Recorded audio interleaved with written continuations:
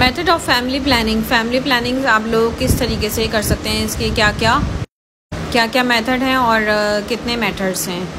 ठीक है, फर्स्ट तो नेचुरल है और सेकंड है बैरियर मेथड्स, जिसमें बैरियर मेथड्स में आ जाते हैं condom male female, spermicidal gel हो गया, क्रीम हो गई, ठीक है, डायफ्राम यानी सर्वाइकल कैप भी यूज़ करते हैं।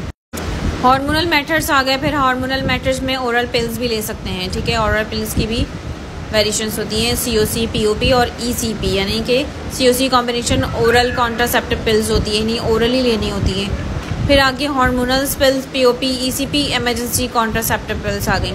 इंजेक्शन का यूज़ कर सकते हैं कि 1 मंथ के लिए, अगर 1 मंथ तक आराम हो जाएगा, उसके बाद 2 मंथ्स और 3 मंथ्स के लिए भी इंजेक्शन ले सकते हैं। ठीक है, इम्प्लांटेशंस को और पैच में सेम है कि हार्मोनल जो पैच होते हैं या कैप्सूल होते हैं वो स्किन के अंदर रखा जाता है। IUCD आ गया, इंट्रायूट्राइन कॉन्ट्रासेप्टिव डिवाइस, यानी कि कॉपर टी और मल्टीलोड का यूजेस कर सकते हैं प्रेगनेंसी को रोकने के लिए।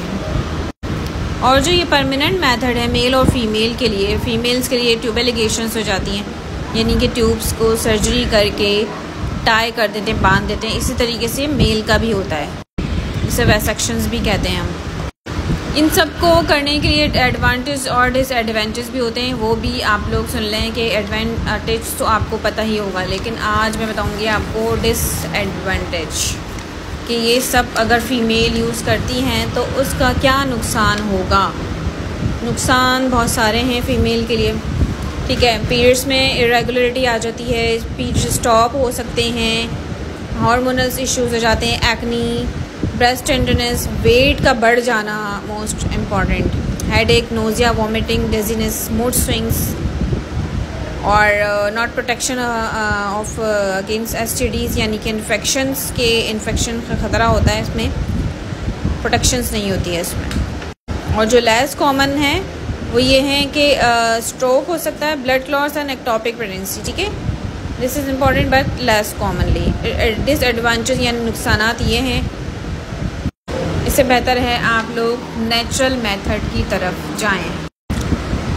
इसमें आ जाता है फर्टिलिटी की अवेयरनेस, यानी कि फ़ीमेल को इस चीज़ का पता होना चाहिए कि उसकी फर्टिलाइजेशन के डेज़ कौन कौन से हैं, यानी कि उसका फॉलिकल कब मैच्योर होता है और उस दौरान उसको इंटरकोर्स नहीं करना, या कर रहे हैं तो फिर उसको बैरियर मेथड को यूज़ कर सकते हैं। इसमें बेसल बॉडी टेम्परेचर का रोल प्ले होता है, यानी कि जब पीरियड्स के बाद मॉर्निंग में जब एक फ़ीमेल उठती है तो विदाउट मतलब बेड से उठे हुए उसको अपना टेम्परेचर चेक करना होता है और डेली बेसिस पे यही करना होता है, और उसको नोट कर लें। उसका जब उसके ओव्यूलेशन डे होगा तो उसका टेम्परेचर डेली बेसिस से 1 पॉइंट ऊपर होगा। इसका ये सिम्टम्स हैं। ठीक है, आई होप ये बात समझ आ गई हो। डेली बेसिस पे आपने अपने टेम्परेचर चेक करना है। जब मॉर्निंग में उठें उसके फ़ौरन साथ ही, यानी कि अपने साथ थर्मामीटर को रखकर रात में सोएं और फ़ौरन सुबह उठकर आपने ये चेक करना है और उसको अपने पास लिख लेना है। उसके बाद डेली बेसिस पे ये अपने करना है। जिस दिन आपका